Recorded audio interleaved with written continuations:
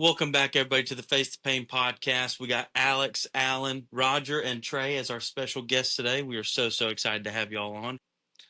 We had a championship change hands this past weekend. Chimaev, who's obviously the scariest guy in that division, took the belt from Dricus du Plessis.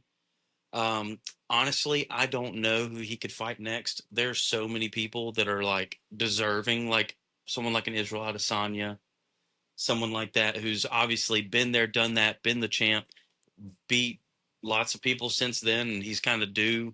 Dana's probably going to give him that Dana White privilege and put him on a title fight soon. I mean, he's due for it. I would say he's next to me. Possibly. I mean, what about the fight, though? I mean, Chimaev, do you guys think that he dominated the fight, or do you think that he showed mastery in the fight? And the reason why I ask that is because there's a big difference between domination and mastery. I felt like Chimaev looked really great as far as wrestling skill. You could tell that he had mastered that. But I didn't really feel like he dominated him because when he did get in the positions in which he could kind of inflict a little bit more damage, he just maintained control, which is a mastery thing. Not really. Ironically enough, we were already at the beach and we had purchased the pay-per-view. And at the end of the fight, there was a small debate, and it happened to be about domination. Someone in the group said, well, if the championship goes to decision, my point of view was, if you're coming in as the challenger, you have to prove beyond a shadow of a doubt that you are better than the champion. It needs to be a unanimous decision, completely unanimous, no split decision. Championship win. Correct. Because then it's like you didn't do enough if one of the judges thought he didn't have it. And to your point, the domination word, every time that he took him down and we thought that the fight was over, we would all gasp and say the fight's over. And then 3 minutes later, they would ring the bell, they'd get back up and they'd go to their corners, and we'd think, how did all that happen? And then they would go out and immediately he would take him down, and it would happen for 3-4 more minutes. And we were just baffled. Now, at the end of the fight, like we said, one group said he was dominated. I simply said, did he dominate him, or because of the skill that he possessed, that other man who has beaten plenty of people and was a champion for a reason had no answer whatsoever for what he was doing, because simply either he's not been trained well enough to defend it, or he just was gassed to the point that he could not defend it, which I don't believe that. I believe he's well trained. I just believe that other man, having so much more skill at that particular thing, there was no way he was going to stop him from taking him to the ground. And once he took him to the ground, to get him in a crucifix multiple times, every single round. Well, that part of it alone, as having background in wrestling myself, as you guys do, that blew my mind. As a grappler myself, I thought to myself, how can he not see this coming time after time after time after time? So obviously he was not prepared for what happened. But did he dominate him? Did he just have a skill level that was so high in that one particular thing that du Plessis had no answer for that? He had no answer whatsoever. So at the end of the fight, they said he hit him over 500 times. And on the other side, it was 52 or something, 50 something strikes. That is obviously a one-sided fight all the way around. But he still got up and stood there to listen to the decision. And to his point, you've got to, the champion's got to go down. He's got to go down and out and take his belt. Did he take it? Sure, he walked out of there with it. There's no doubt. But how do you feel about the domination thing? Being a grappler yourself, you know that he had him in bad positions a lot of times, but there was never a finish. There was never it seemed like he could get him in that position, but he didn't know the next thing to do. Yeah. Both were, I'm sure we're sitting there. We didn't watch the fight together, but I'm sure both of you guys were sitting there like us, just going, plus he almost got a guillotine, and then he almost got a different, it was like a darts or something like that, some other kind of choke, multiple times to Chimaev, and he just popped his head right out. And it's like, I feel like other grapplers of that same weight class would have capitalized on that and probably finished it. Yeah. I think that I think that Chimaev did everything that he had to do to become the champion. I think that Dricus du Plessis probably didn't spend very much time in the back getting bandaged up after the fight either, right? And so to me, Right. I like to see a very obvious result, right? So Ilia Topuria, to me, that's a dominant fighter. When you watch him fight, he's imposing his will, and the people are wilting under that pressure. Now, don't get me wrong, was du Plessis tired and all that stuff? For sure. You know, I mean, Sure. he definitely got out grappled for sure. But I just feel like I would be saying a whole lot different stuff if he would have really leaned up when he had him in that crucifix and rained down some real power behind those shots. And finished him. Or if instead of going to the crucifix, he just went knee on belly, or he got up in side control or full mount, and he never went to full mount. If you can get crucifix on somebody, then you can get full mount on them. You've essentially got full mount, right. Sideways, but all he had to do was spin and go on top of him. And that was my point to kind of what you're saying. There was no progression of what he was doing. Once he took him down, he only went there. You guys would have gone to the next step. There would have been something you were working into to finish him. Right. And we were all looking for that. It never happened. Yeah, now, and that never happened. Was it because the champ was that tough and that strong that when he kept going for that armbar, he knew that if he reached out there for that armbar, he was going to flip him off of him? I don't know. And maybe he felt that power. Those 185ers, they're strong guys. Strong guys. That's different than like the 150, 140 guys. So I don't know. I personally, I know that he controlled him the entire time. Did he dominate him? I just said no. I just felt in my heart, no. I'm not positive why, but as a grappler myself, I felt like he never finished him. He never really hurt him, So yes, did he control him the whole time? Did he take the belt? Yes. You know what it's like? It's when you watch somebody get a tech fall versus watching somebody pin somebody in 8 seconds. Mm-hmm. Yes. So if you pin somebody in wrestling in 8 seconds, there's no question who the better person was. It's not by accident. You physically imposed your will on that human being, and it was over. Right. It took zero time. Right. Now, when you tech fall somebody and you take them down, you let them up, and you take them down, you let them up, you turn them over, you let them back up, you do that. We get to see your mastery of the skill set, and it is dominant to a degree, but I don't think it's near as impactful. And so I've always preferred the 8-second pin over the tech. I understand people that are more into the, I guess you'd say, beauty of the sport or whatever you want to call it, would rather score 1,000 points. I mean, I think that points are useless, but that's a different story. What do you think, buddy? I think that if you got me in a crucifix in one round, there's no way it would ever happen in the second or the third or the fourth or the fifth. But I think it all goes back to something we've talked about multiple times. If you wrestled at a younger age versus learning grappling later in life, there's things you have in your toolbox that you can't get later. I think there's an expiration on certain things because when you're a kid, you're kind of doing everything a little more free and you're more explorative and you're willing to do these weird things that just coming into something like, obviously we wrestled, coming into jiu-jitsu, it's different. I don't know the ins and outs like that. So it's kind of the same thing. There's people who have rolled jiu-jitsu longer that would have skills in that category that I'd kind of go, that was weird. But that's what Khamzat has over Dricus, all of those exploratory hours of doing all these things. And he didn't get to the crucifix in like a conventional way. He side controlled up and trapped the leg. Like he dragged his hand down and just said, "Oh, I have your leg now." And then he'd work his head across, push the arm over, reach out, grab a wrist or just past his elbow to lock his arm on the mat. And then he would inch up and then he's in a crucifix position. The only time it happened another way, he took him down and almost got his back. And Dricus was like, "You're not taking my back." Frog splashed to his back and he landed on top of him in a crucifix. And I was just like, yes, these are all that things. Just blew our mind. Yes. We were all just like, oh, no, you jumped into the crucifix that time. I thought to myself, there's just no way I would ever jump to that because what's happened in that position so many times. Yes. I'd rather you have my back and me fight you from you on my back and me have a chance to mush you on the cage, mush you on the mat, whatever, and get that turn. because if you know what's happening in behind door A, why would you ever not pick door B or C? Right. It's just he went to the same thing, just like Hamzat was doing to him. Drickus jumped in the same thing. It was like, okay, we're doing the same thing again. This is how it goes. I know how it goes. It sucks. I couldn't for the life of me figure out why he kept throwing leg kicks when he kept getting taken down. Yeah. Off. Oh yeah.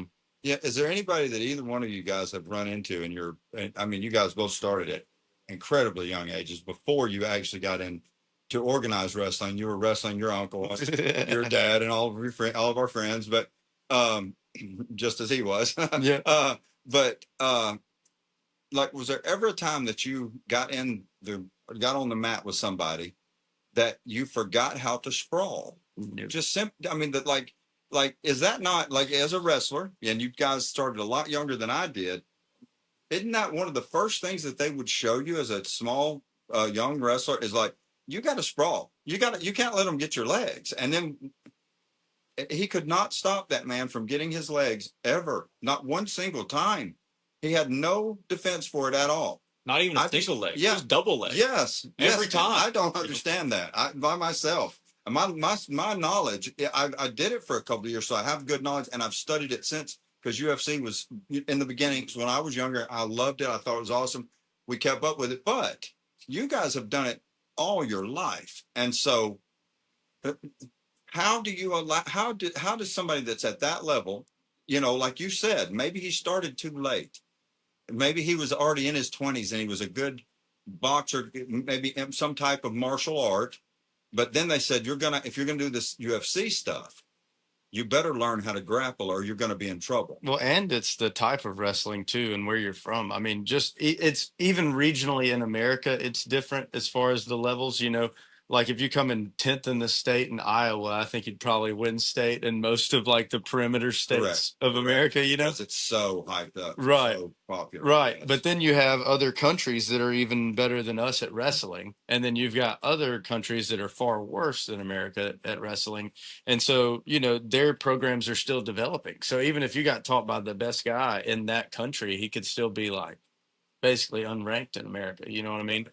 And I think it's, to your point, it's too far of a gap, and the defensive game plan, whatever it was that they had made up, did not work. It just, whatever that plan was, if it was maintain distance, the distance was not maintained. No. If it was not be taken down off of throwing leg kicks, that did not happen.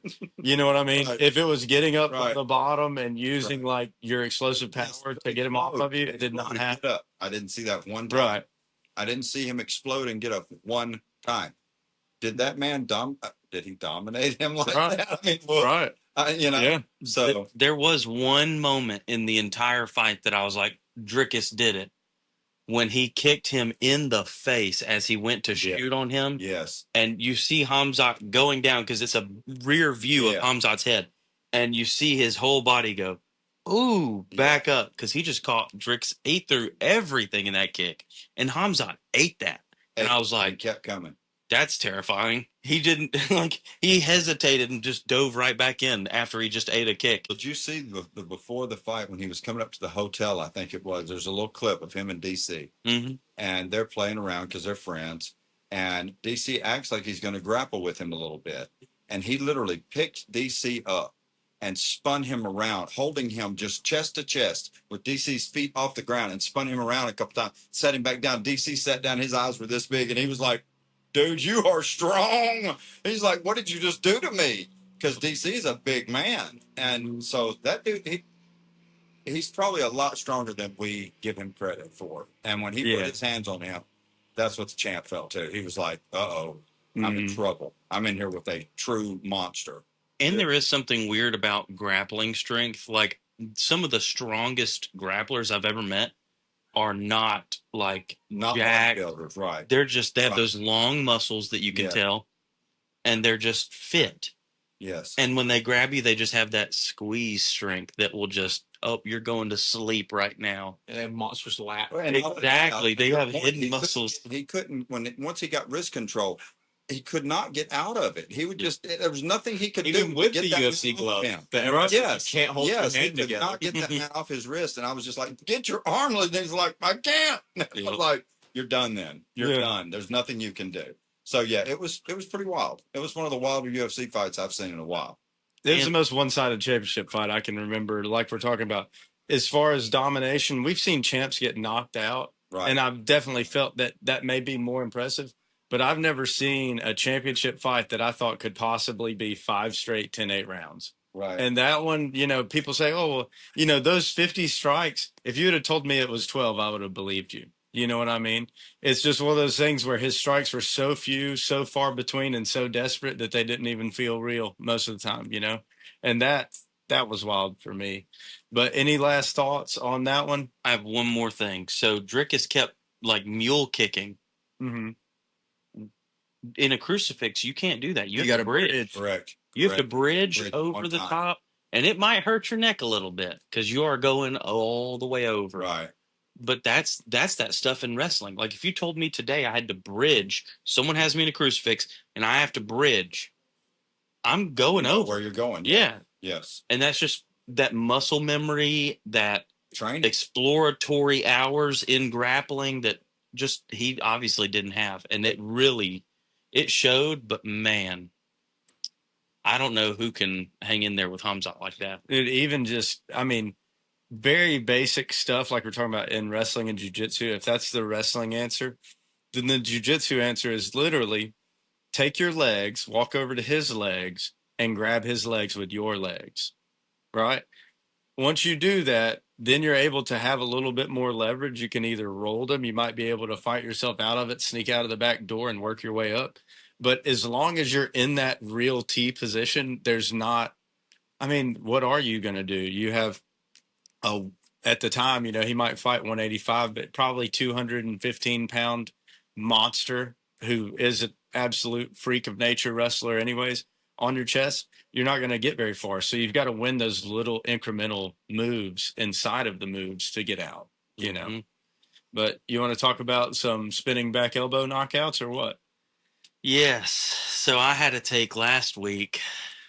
I thought Aaron Pico was going to come in and wreck house. And I will stand here today and say I was wrong.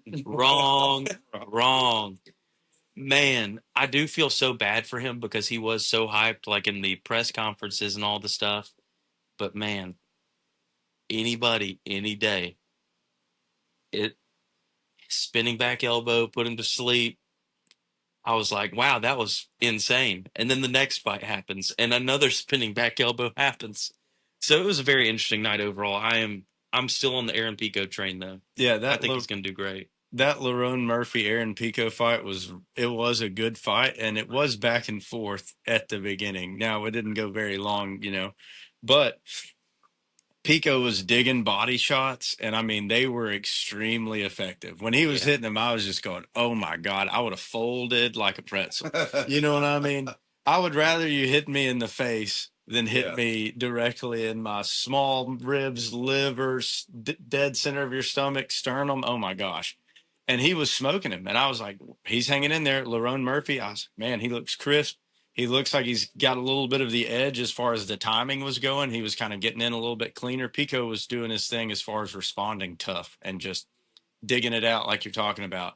And I think when he went to do that little movement sequence up against the cage, I think that was him trying to get like his payback revenge shots because Lerone had just landed some shots and Lerone just stepped in with that elbow, spun on him. And when Pico went to hit him, you see it, he kind of goes, wait, that's his back. That's not his face. Boom. And then it's lights out. And unfortunately for Pico, not the debut he wanted. But as far as Lerone Murphy goes, everybody should be on notice now. Dude's undefeated, hasn't lost in the UFC, which is, even if you had a loss outside of the UFC, once you get into the UFC, that record says a lot about you. Yes. And when you've gone your entire stint with the UFC without losing and you're smoking people like Aaron Pico, you deserve a #1 contender. You deserve a title shot. Regardless, the Leon Edwards thing, They made Leon Edwards wait forever, and when he got there, he shocked everybody. And don't get me wrong, was he losing for 49 minutes and 30 seconds of the fight? Absolutely. Did he knock the sweat off of Kamaru Usman's head? Absolutely, baby. You know? But anyways, what did you guys think about that Pico Murphy fight? I just think it was interesting how going into it, even after the first spinning elbow knockout happened, it was DC or one of the commentators said that's one of the rarest knockouts that you see in the UFC. And then it happened again the next fight. Right. It's like, what kind of Twilight Zone are we in? Like that plus the 5 crucifixes in a row. It's like, what in the world was that night? Yeah. It seemed like there was just a lot of action, but on the button, on the temple, you can't come back from that. Yeah, that was the thing, right on the temple. I mean, in slow motion, it looked brutal. And he went limp instantly. I mean, when it hit his body, it was like it turned the lights off. It just, he was going to the ground instantly. I was like, that was brutal and so accurate. I mean, that was very impressive. Very impressive. He's practiced that. Yeah. You could tell that several times. You could tell that he was looking, and talk about proper training, right? Yes. Some people game plan for everybody. Some people game plan for nobody.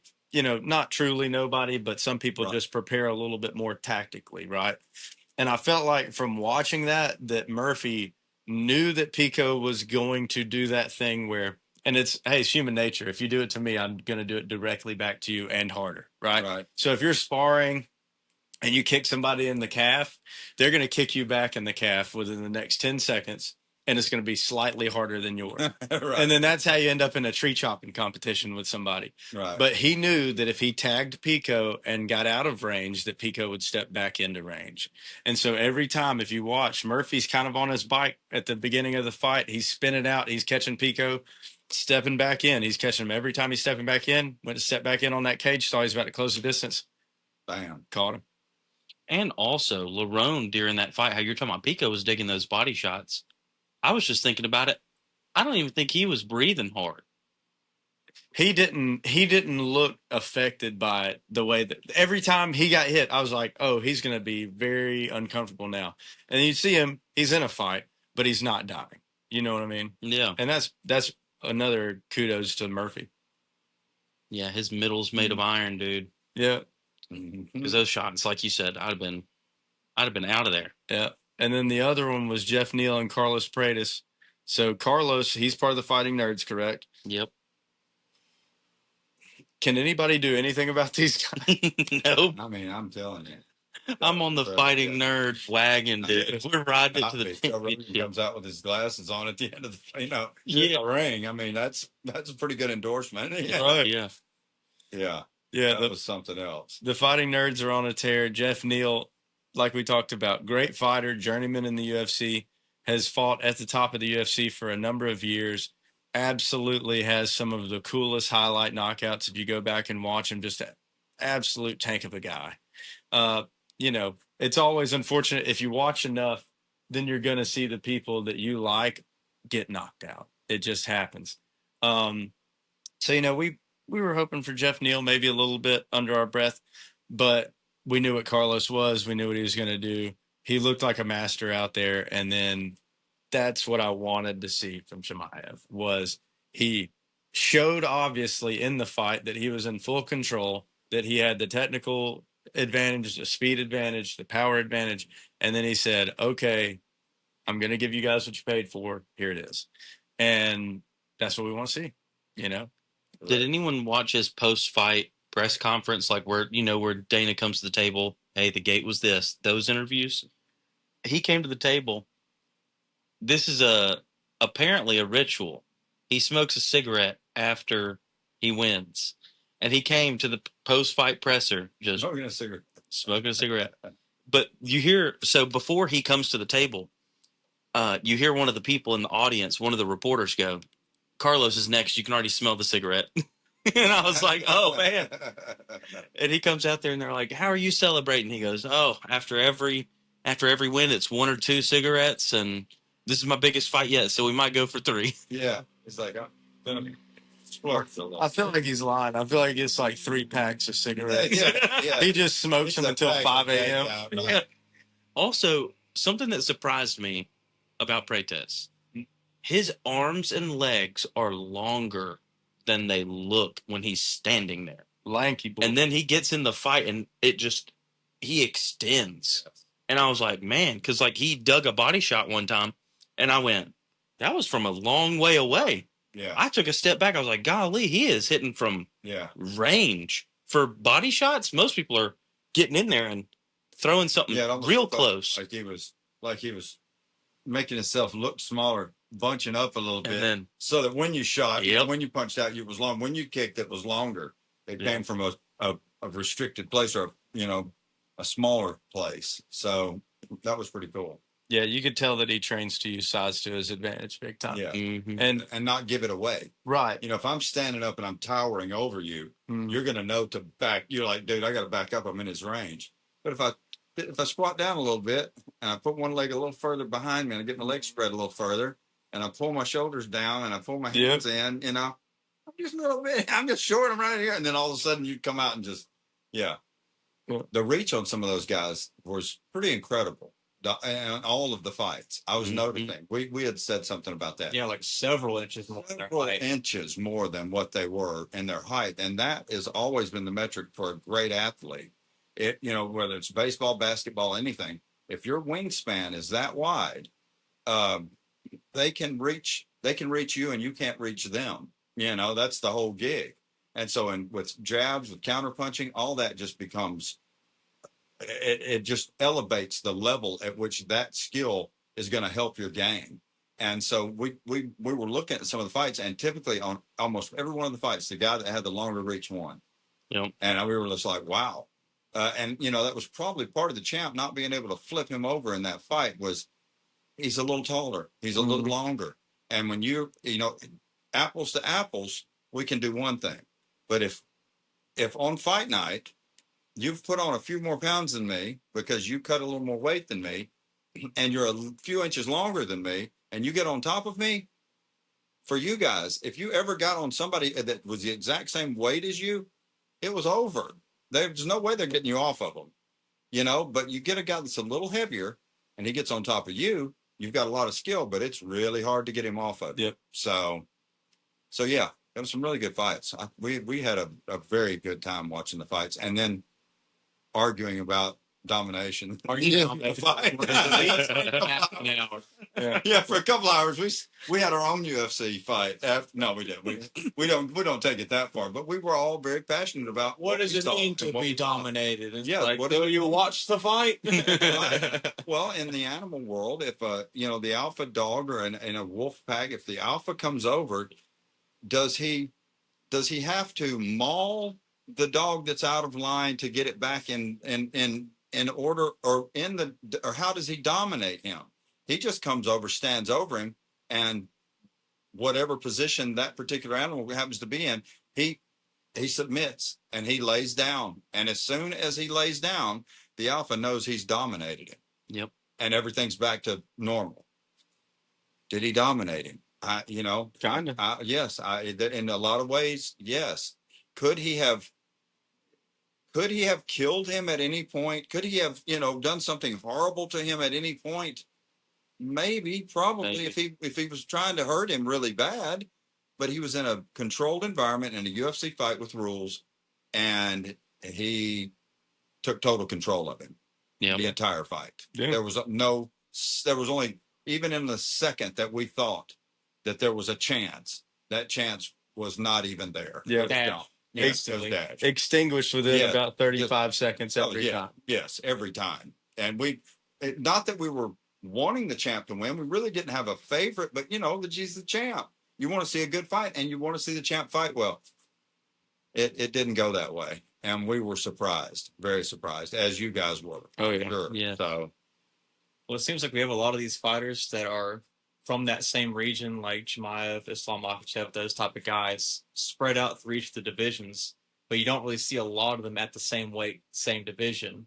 So what's that going to look like if you have like a Chimaev versus another one of him? yeah. Right? Is that just going to be a wrestling exhibition, or what are we going to see? Yeah. Well, Yes. Khamzat's fought at 170.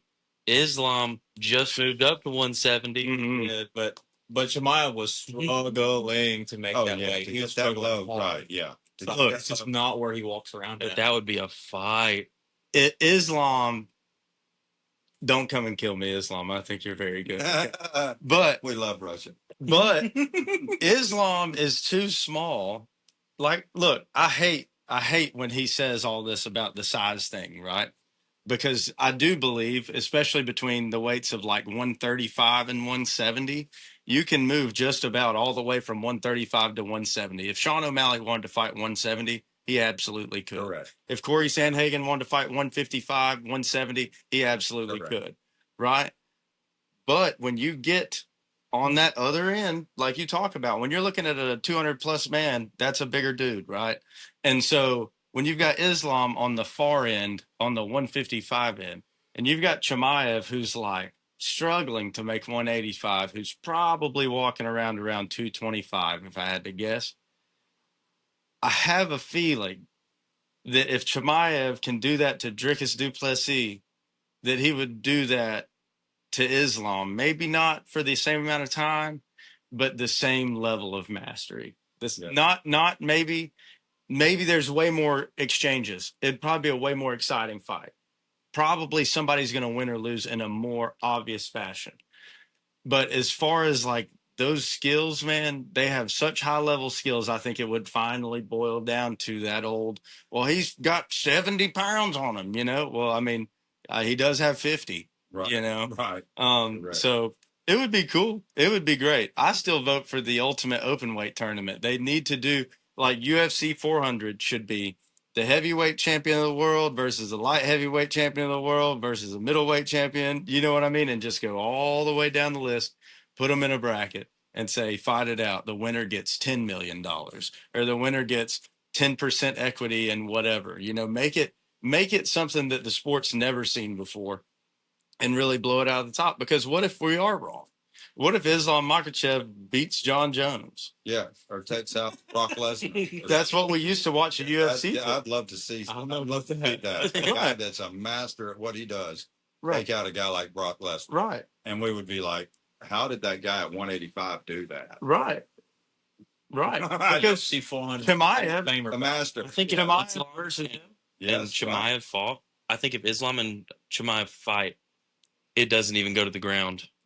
I think they're both such good grapplers that neither one could take the other down. That would be interesting. That'd be even worse. And what I mean by even worse, it'd be a boring fight. They would, because they would be so frustrated. Yes, frustrating, and they would just be in a tussle the whole time, but it wouldn't be on the ground, and it wouldn't be really fully engaged. It would be about at arm's length, just here, just get away from me. You know, you're not getting me. I'm not getting you. We're not going to the ground. You're not getting my leg. You're not, you know, you'd be like, what are we going to do? We're going to just dance like this for 5 rounds. Right. Somebody's going to have to decide which one of us held on to the other one longer. Right. We're going to see who gets wrist control. Right. Who has wrist control the longest? Well, you know, at one time he had 2-on-1. I mean, that counts as 2. Yeah, that's control, you know. Yeah, that's real control there. So yeah, one thing we didn't talk about on that was the Mark Goddard standing him up, right? So when I was watching it, there were times where I was like, oh, stand him up. But it wasn't the times that he stood him up. Interesting. Yes. The times that he stood him up, I was like, he's kind of actually in a dominant position here, brother. Like, if you have somebody's back, even if, you know, maybe you don't like the aggressiveness of whatever's going on, he's in the dominant position and it's on the bottom person to escape. Right. And that's one thing. I know that you guys watch a little bit of the jiu-jitsu stuff, but the Professional Grappling Federation is PGF World. They're going on right now. They're doing their season. They just finished their season. And something that they incorporated was if you don't, there's no judges, so no points, no decisions to go to. If nobody wins, then nobody wins. It's a draw in the time limit. If you score a kill, which would be like a choke, then you score 5 points. If you do a break, then you get 3 points, which would be like a arm bar, leg lock, whatever it may be. But doing that eliminates a lot of the bad decisions. And then on top of it, what they just added, which was ideas like this can't come from people inside of that industry, right? When you look at people like Kraft, Heinz, people like that, they hire people from far out of their industry to come and revolutionize processes. And the PGF, they partnered with a couple different people from different organizations, one of them being Zoltan Bathory. He's the lead guitarist and one of the founding members of Five Finger Death Punch, the band. Right. He also bought BC Rich Guitars. And then he also came up with this idea, which is the money bag. And so what they do is the owners of the company, when you're competing, say you and me are having a great competition, maybe even if it goes to a draw and it was just a barn burner and we were getting after it and scrapping, they'll throw $500 on you right there, right? So instead of doing a stalling call, they'll give you a stall warning and they'll do all of that. But on the other side of it, instead of it just being negative takeaways, because we see these people grabbing the cage, poking people in the eye, all this stuff, you get bonuses for doing good stuff. Do you see what I'm saying? Exactly. So like if you do a flying armbar on somebody in 5 seconds, they're throwing money on. Right. You know what I mean? Yes. And that's what the UFC does with their win bonuses and things like that. But man, it was just the breaks that happened. They don't have a formal stalling. You're on a timer. Once you reach this time without making a positive move to a positive position that we've defined as, you're in full guard. You've moved to side control. That's a progression, right? Mhm. Right. Well, there's nowhere in any rule book that says, well, if we're stall warning you, it goes to exactly this. And then in this case, we do this. Right. And in this case, if you don't, but you throw some kind of weak punches, we could let you sit or not. There needs to be a little bit better cohesion between the rules and the referees and when to break a fight. Yeah. Because while I may not enjoy you being in side control, elbowing somebody in the face, you've earned the right to do that for as long as you choose. Yes. Yeah. And he couldn't get him off. No. Your point. When they actually broke the fighters and stood them back up, we were all questioning because earlier we said he's not doing great damage, but why don't they stop the fight? Because he is not defending yourself is not just turning your head left to right. Right. Over and over and getting hit on the other side of your head. That's all he was doing. He's getting hit on this side, getting hit on this side, getting hit on this side. That's not effectively defending yourself. Now, because he couldn't knock him out by doing that, maybe that's where the referee, it's subjective. The ref's looking at it and thinking, well, but you're not, kind of to our domination thing, you're not knocking him out. It looks like he can handle that all night. And he could. And he's going to be in the emergency room later, with a concussion for sure. But that in that process, someone, I'm sure, in the crowd and probably the coaches of the other teams, and hey, if nothing's happening and he's not doing anything but just tapping him on the face, you got to stand him up. And so maybe they got to him, and so the next time they got down like that, the ref's like, this is one of those times, get up, and everybody's like, that was a little quick, but thank you, Yeah. He's back up again, but instantly back down again. Yeah. So it didn't matter. Right. It's like, why are you letting him up? He's going back. He might as well, when he stands up, lay back down and let me get back on top of you, because that's what's about to happen. Yeah. So yeah. Yeah, but those were some good fights. That one, like we're talking about, maybe it wasn't as exciting as you wanted it to be, but if you do enjoy the sport, then you did enjoy the fight. At least you took something away from it, I guess. Yes. Yep. Do you think they deserve to run it back? No. I think that Drickus needs to go and smoke a few people that have been talking trash to him online. He needs to get very upset with like Sean Strickland or somebody like that. They need to have a fight of the night, possible fight of the year candidate. And then I say, Drickus, please just get in there and do what you needed to do. Because I know that he knows. He owes you money, like your last fights. Look, Fight like him. we're not about to say anything that his coaches don't know or he doesn't know. You know what I mean? And so it's like, you've experienced it. Take that information, take it back, and slay the dragon. You know what I mean? Yes. Because everybody loves somebody who can rise back from defeat. Yes. I'll say something that he didn't know or his coaches don't know. Bridge. That's it. That's everything. And the fact that no one said it, because I listened to every corner, every time he came in, no one said bridge. Yes, that was our question. Get a wrestler. What are his coaches and what are they prompting him to do right now? Because whatever it is, he's either not doing it or it's not working. And both of those things were. It just Right. It wasn't working. My thought is it must be like step one, gain your wrist control back, and step one could never be completed. So he couldn't because get it to just step two. You're correct. I see what you're saying. he couldn't do the plan because I can't. It's get like past step number one, turn your face from this side to that side, and Chimaev's got his head turned this way. So it's like the reason why he's pushing that face is twofold. Number one, it's giving him a spot to aim.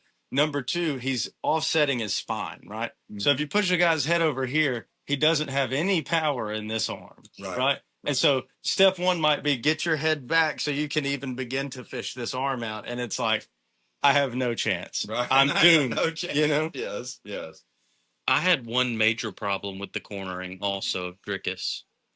If I'm about to lose my championship of the world, Yeah.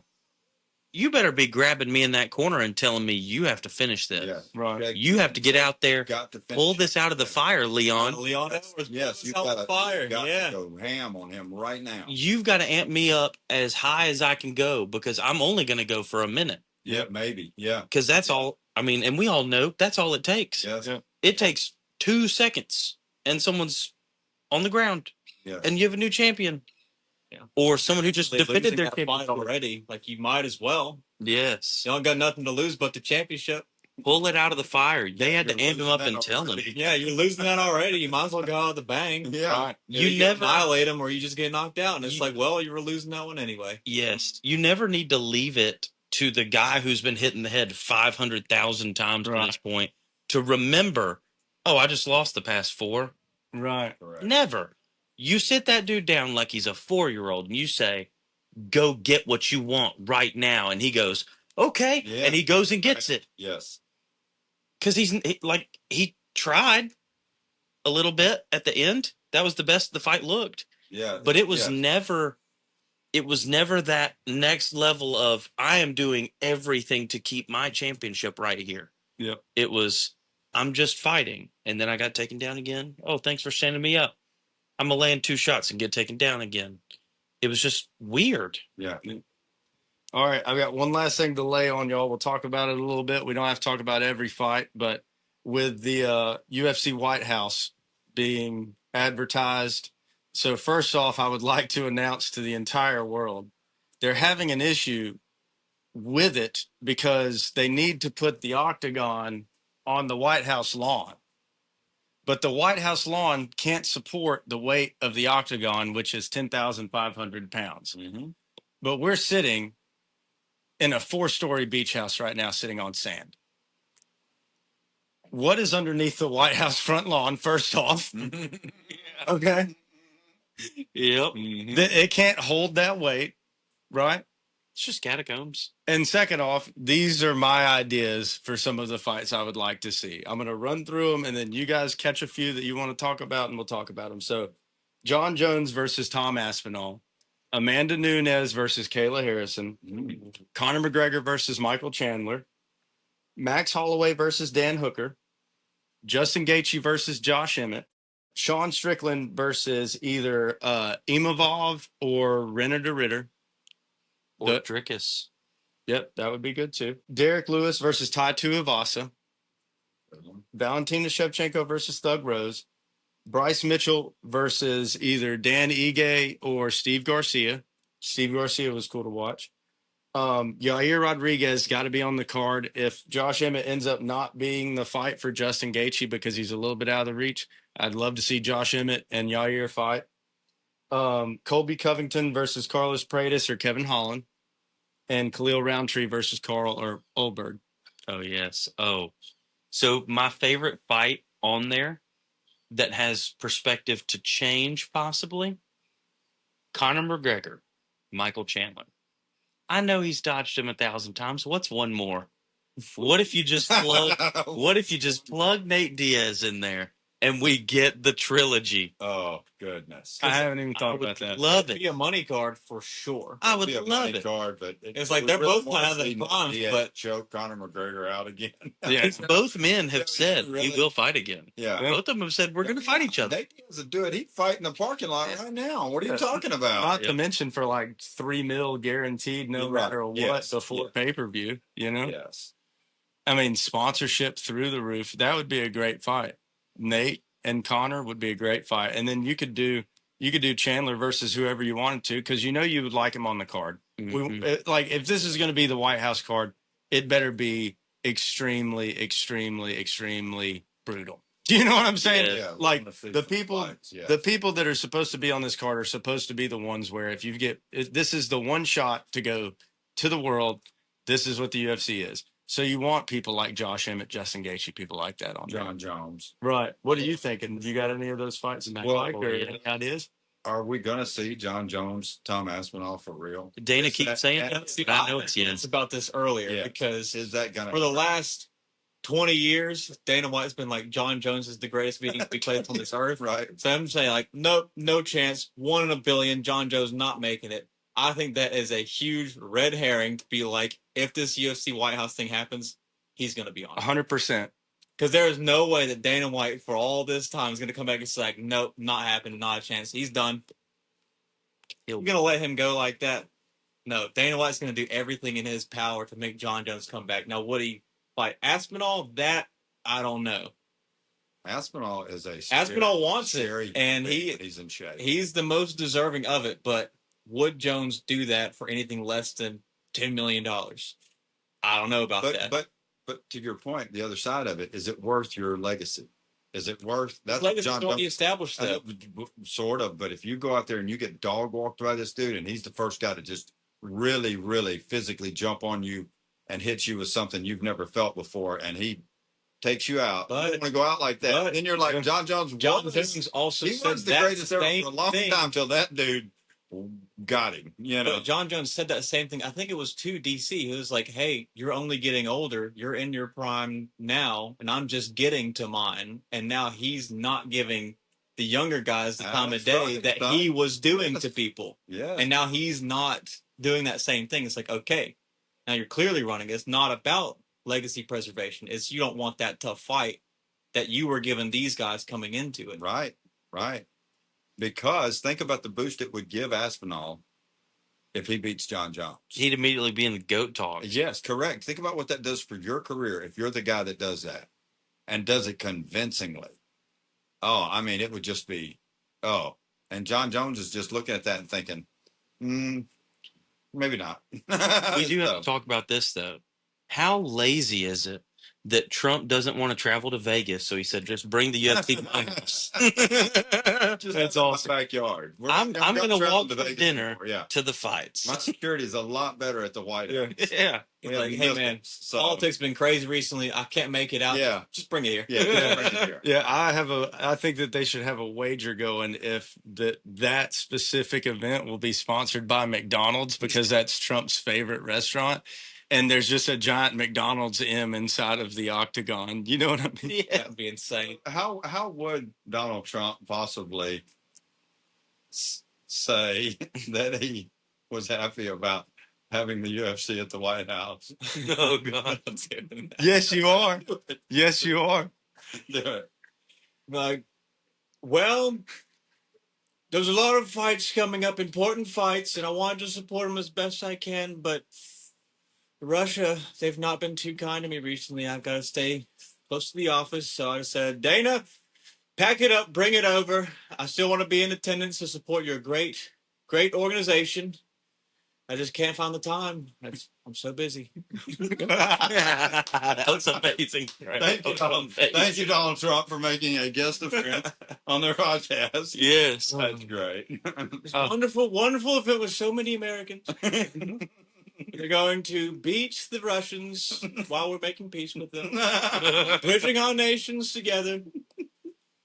What if that's what he does? What if he does all America, all Russia, has Putin over for McDonald's dinner? At the White House while he's sitting there. He's like, what in the world is going on? Fedor guest appearance just to show up.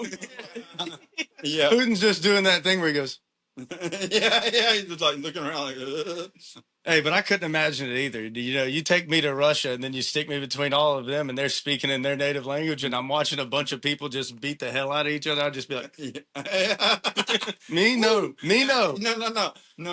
That good. Me, please no. Please no. You know he's about it, though, because when Khabib beat McGregor, he was on the phone in like 10 minutes talking to the president. It's Dude, like, that's insane. If you want to get deep into that, Trey, you go to Netflix and you watch the documentary on the steroid abuse that they were doing in the Olympics for wrestling and all these different sports and stuff, dude. What's that one guy's name that Joe Rogan has the picture of? Oh, yeah. I can't remember off the top of my head. But yeah. Him picking up this 220-ish pound man, like Alexander biggest muscles you've Carroll. ever seen. Yes, just double hand under, lifting his whole body. He's going, Karelin. like, that is terrifying. Yeah. Alexander Karelin. That's his name. There it was. He wrestled for Russia. He was an Olympic champion. Well, I think he might have been into his 40s. He was an Olympic champion. Absolutely nuts, dude. If you think that I'd be 40 years old wrestling some 18-year-old maniac from freaking Iowa, hell no. No. But No chance. But anyways, there's a lot of good ones on there, man. I think that we got to get Max Holloway back in there. You know, I don't think anybody can sell like he can right now. I don't think that anybody can do what he can in there right now.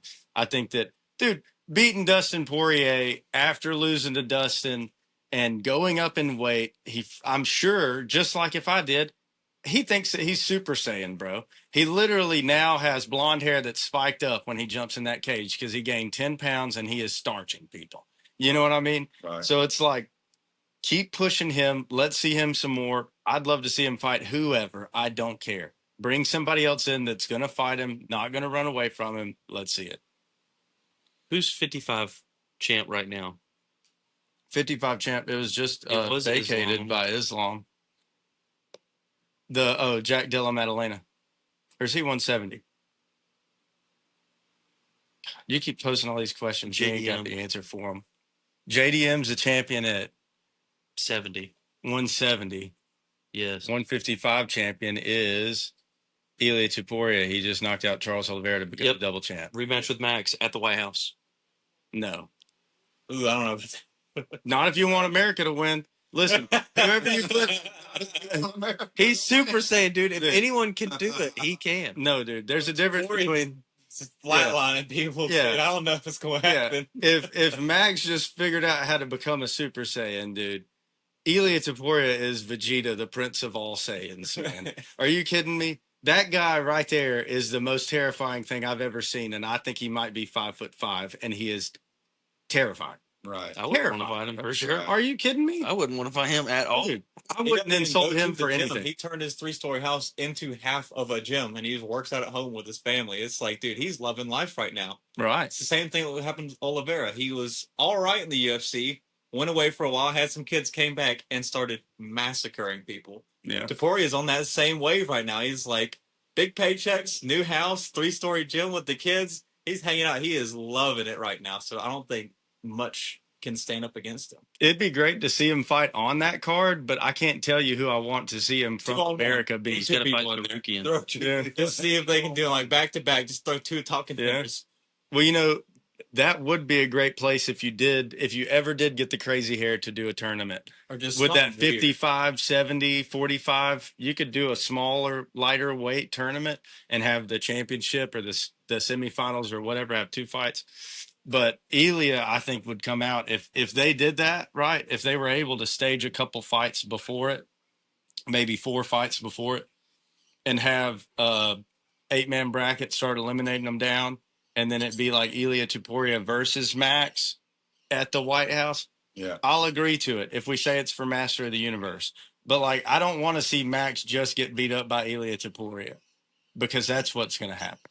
right. They could do the BMF tournament that they were talking about, but Dustin wouldn't. I mean, if he came back, thank you. He'd have to come back for it because he's the 4th. It's Max, Justin, Dustin, and was it Nate Diaz? Nate Diaz. Well, those are the champs you're saying. Yeah, you're but I'm saying if they did it for who was the BMF and ran the tournament. That would be good. That would be sick.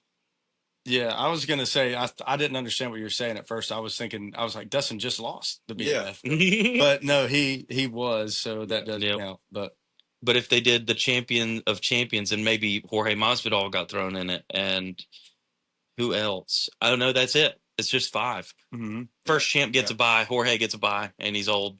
Yeah, dude. Was there anybody you want to see on that card? Not even as like a ranked fighter, but just as an exhibition, just to bring somebody back. Yeah. You think anybody is a draw? Yeah, I think Khalil Roundtree's unbelievable right now. I think that watching him fight, and he has a conviction about him right now. He's, I feel like full confidence. He did lose, and he got beat up, but I just don't see it affecting him the way that it does other fighters. He's going to get in there. He's going to throw shots. That would be my guy. What about you? I want to see Pereira versus Jamal Hill just so I can hear Jamal stop talking. Jamal needs to just not say words out of his face because every time he's like, I'm going to do this, he loses.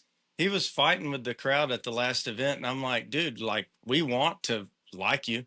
Like, there's not a single fighter that goes out there that everybody at home just goes, you know what? We don't like that guy. Everybody pull against him. Now, there may be some biases or whatever, but we want to see your story be a good one. We want to see it unfold. Yes. We want, like, we're paying money for it, dude. Mm-hmm. Like, why do we like Nate Diaz? We like Nate Diaz because he battles. He got to the top, let's say, in a traditional sense, and was fighting for the championship. Didn't really work out. Ended up with some generational talents. Ended up the latter half of his career being 10 times more exciting and more financially beneficial to him than his first half. Right. Right. And so it's like Jamal Hill could absolutely be that guy if he decided today that he was going to stop arguing with fans in the middle of an arena in Chicago. Yeah, that's not smart. You do twice as better going like, hey man, sometimes I freak out, dude. I'm a cage fighter. Yeah, I freak out. I'm amped up. You know what I mean? I took it out on you guys. Yeah, I'm sorry. I shouldn't have done that. Yeah, I lashed out. I'm Right. I've got the fans in that fight. Right. Yeah. There's too many. Right. Yeah. I don't know. I got Ron Artest versus the fans. Yes, Yeah. me too. Yeah. Oh, so another fight that I Mhm. would think would be cool. Obviously, the McGregor Diaz. You could do McGregor versus like an Islam or a bunch of different fights that just there's some type of animosity there. Or if Dustin was to come back for a fight and it wasn't in that BMF tournament, Mm-hmm. throw him in there with McGregor and tell them both we're giving you 10 mil. If You broke your leg last time, it don't count. Yep. If you could get Khabib to come out of retirement Oh my No gosh. at the White House, No that would chance. be Main event. That would be Putin's epic. in his corner, and Trump is in the other corner. Yes, and cage event with a top on the cage. Yep. Yes. They're absolutely enclosed. Nobody can get in, and they can't get out. That's Real, right. real cage match. Yeah, just seal it. cage match, right? Hey, they can't start him and jump him in the cage with the Right, crowd right. again. They partnered with the WWE. Maybe that's solution. Maybe that's it. There Maybe you go. the Yes. WWE ring is wider, and they just drop down the Hell in a Cell over. Yes, and they're like main event, and they're like, "What's happening?" Yeah. Well, this is a different event Yeah. here. Yep. Yeah. As you guys know, we partnered with TKO Enterprises.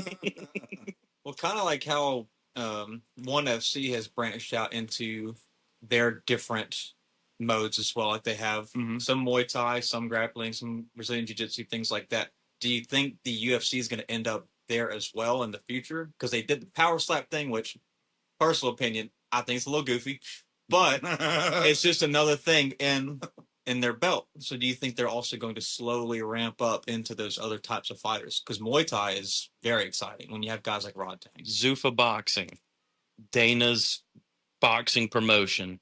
He's already said it's rocking and rolling. He's promoting the Canelo Crawford fight, Which would be nice. which is going to be a nice fight. He's just promoting that one. This isn't Zuffa Boxing yet. He said he's got bigger and better planned for Zuffa. I was like, well, you just started with Canelo. Like, what's bigger and better? Right. That's right. Floyd Mayweather. That's Jr. what I was going to say. There's one dude who you could even be like, yeah, he's for sure there. That's still fighting. It's Manny Pacquiao. Yeah, and the UFC, they just started, like, literally within the past couple months, they started UFC BJJ. Mhm. And so I actually had a couple friends that competed. I say friends, that competed on the show, and they did it like the Ultimate Fighter. So the first champions were the first ones to win out of the house. And now they're doing it the same way as they do the UFC, where they're having events on the weekends, and then people are just competing for rankings and competing for the belts. They're going to continue to do, I'm sure, the house road to the UFC, It's good. It's definitely in its first few iterations and working the kinks out. They've got the right people in place. It'll be absolutely, because it has the UFC name on it, it'll immediately be one of the top organizations. Um, I think it's good. I personally think that there's not there's not enough exposure for jujitsu or kickboxing or that type of thing in America right now. And anybody who's willing to come in and put some money down on it and really make their name for it, like the PGF has, I'm a big fan. You know what I mean? So Right. we don't know. We might have mixed cards eventually, like one does. One will literally have a MMA rules fight and a kickboxing rules fight directly after it. And then they'll have a Muay Thai with more nuanced rules for that one after it. And then sometimes they'll say this is a straight Muay Thai event and we're doing just the boxing ring versus the actual cage and that kind of thing. And Mighty Mouse had a mixed rules fight, or like, so one round is MMA, then they went kickboxing, then they went MMA and kickboxing. That's It right. was, and it was with Rodtang. Yeah. And he's like, I just had One to of survive the the first round. He said the second round came around. He's like, I'm gonna gotcha. tear you. Yeah, I'm gonna tear you up, Yeah. boy. Because that's not just anybody. It's Demetrius Johnson. Yeah. Like, as soon as he gets his hands on you. To that point, He's flying armbar. I honestly think, like, Bradley Martin's a content creator, Mm-hmm. and I watch some of his things. He's really interesting. 250, bro. But look, yeah, listen. He keeps saying, I'm 250, bro. I'm 250. Do you think, honestly, Demetrius Johnson, like, whether it was an MMA match, whether it was a, whatever, does he have a chance? Street fight, backyard, I don't, Mighty Mouse kills him. fight, street fight, whatever. Mighty Mouse kills him. Well, that's what I what think if several they fought 10 professional times, boxers Bradley and- might get him twice. That's what some of the MMA guys said. The MMA guys, I think Mhm. Demetrius takes him most of the time, but there might be that odd, like just Nate gets Diaz. both of his arms and he just said, brother, gorilla slams or podcaster. something like that. yes, Like, maybe that happens, like, he tries to take his bag and just squashes him. Could happen. And two, we know this and you know this. When you train at something, like let's say like you were doing rudiments and stuff downstairs on the drums, right? When you train at something, it's one thing. And then you have that skill that you can always fall back on. right. When you train every single freaking day to do something, and that's the only thing that you care about, and that's the only thing you've cared about for the past 15 years, there's not a podcaster in the world that's going to stand up out of his chair and whoop your ass. There's no- just don't. Me personally, knowing what I know about training and seeing the results myself, I don't think it's possible. No. Like you said, if he caught him somehow, or if he was on his back It about to could choke him out, and he had his legs wrapped around him, he said, "I'm just going to grab his legs and I'm going to tree fall on him. I'm just going to draw." You might could hurt him, But what are the chances that he trips you and spins you, and as you're trying to fall on him, he just does what we know he would do, is spin you around and you fall on yourself. You Right. fall on the earth, then you're knocked out. Right. Because I once just don't you're know. down, being 250, it's way hard to get up. Yes, once he got him on the And ground, once he got on the ground, you would not want to see that video. He Well, wouldn't want to see that if video. it goes past- it's wrong. If it goes past 35 seconds, think about like Gassed. the window, right? The window of opportunity for him in that is about 15 seconds. And 15 seconds is a long time. A long time in reality. 15 seconds was more time than when Max Holloway pointed down at the cage on Justin Gaethje. Yeah. Okay. Right. And they've hit each other several times before that knockout happened. After about 15 seconds, Bradley's going to begin to tire. And Mighty Mouse is going to begin to find his wind. And then that endurance gap is so far, right. and the speed gap is so far, and the skill gap is so far, that if you told me, hey, Bradley was a state champ wrestler, then I might say something different. Or if you said, hey, you know what? He's been training for the past 3 years MMA full-time, 4 days a week. Then I'd be like, you know what? Maybe he can 3 or 4 times out of the 10 because he's so... No, dude. I give him 0 out of 10. Yeah. No disrespect. I give myself negative 10 out of 10. And that's So what he thinks. It's disrespect, or some people are saying some things, but all of the trained people that go in there to a man say, no, you have no chance. You just have no chance. And he keeps going, but I don't, you sure? And they're like, Yeah. I'm positive. Yeah. Yeah. And that's the difference, like we said, in training and having a skill set. If you've got a skill set that the other opponent, whoever your opponent is, whatever he's got, knows nothing about, he's in trouble because he doesn't even know what you're doing.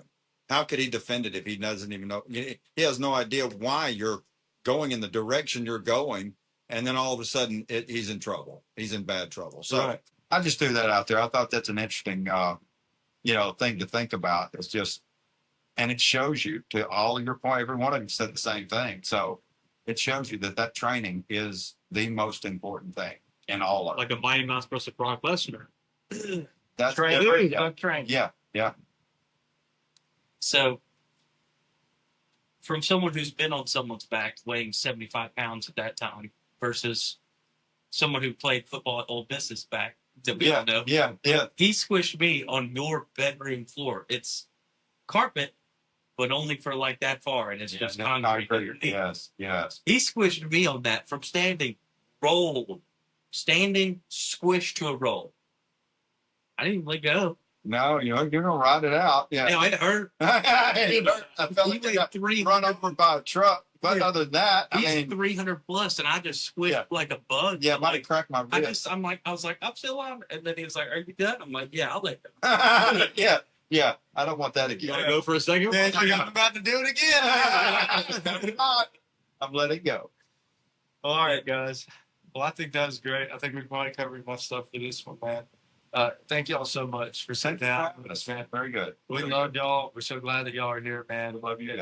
It's great watching the fights with y'all. We have a great time when y'all come up and we talk about them, man. And 98% of the great thoughts and things that we could say are left in that room. But it's a time we get to share with each other that's just special. Yes, sir. I appreciate it for you guys doing it with us, man. I love y'all. I appreciate it. Love you, man. Thank you, man. Thank you, Alex. All right, Alex, take us out, bro. All right. Thank you so much for watching. If you enjoyed, like, comment, subscribe, share, send it to your parents, and we will see you guys in the next one. Peace. Thanks, y'all. All right. Love y'all. Thank you. Woo. Oh, man, this thing's not recording. Gotcha.